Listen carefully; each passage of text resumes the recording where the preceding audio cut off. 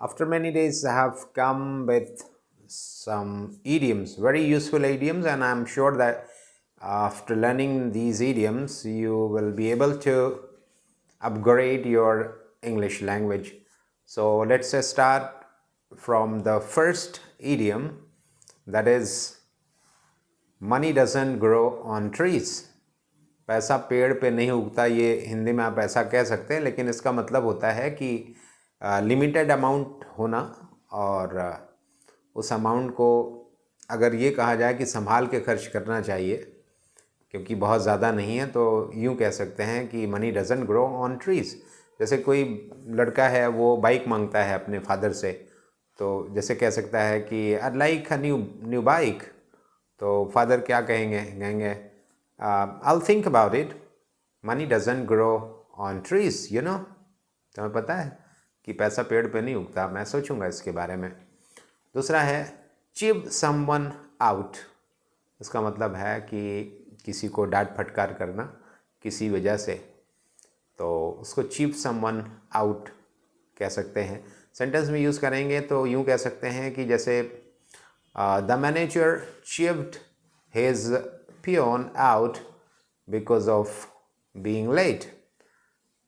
Late होने की वजह से मैनेजर ने अपने चपरासी को फटकार लगाई। एक और इडियम लेते हैं, bring knife to a gunfight.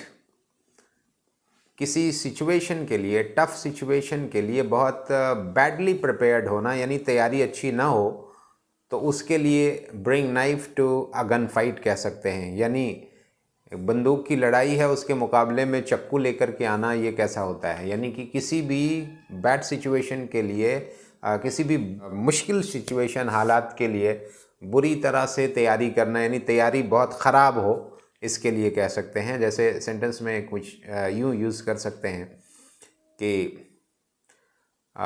If you don't know law, you cannot present yourself before court for argument. It will be like to bring a knife to a gunfight.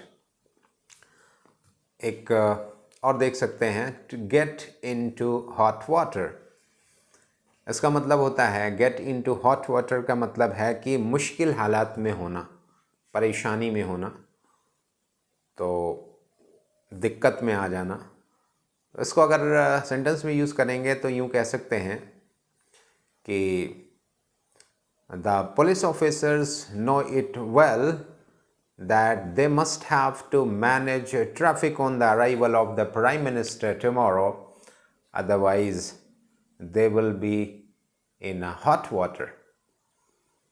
कि पुलिस ऑफिसर जानते हैं कि traffic जो है उन्हें arrange करना ही पड़ेगा प्रधानमंत्री की आमद पे, वरना वो मुश्किल में आ जाएंगे, परेशानी में आ जाएंगे। I hope that these 4 idioms will be very helpful for you to upgrade your English language. And I'd like to ask you to share this video to your friends and those who are needy to improve their English communication skill. Thank you for watching the video.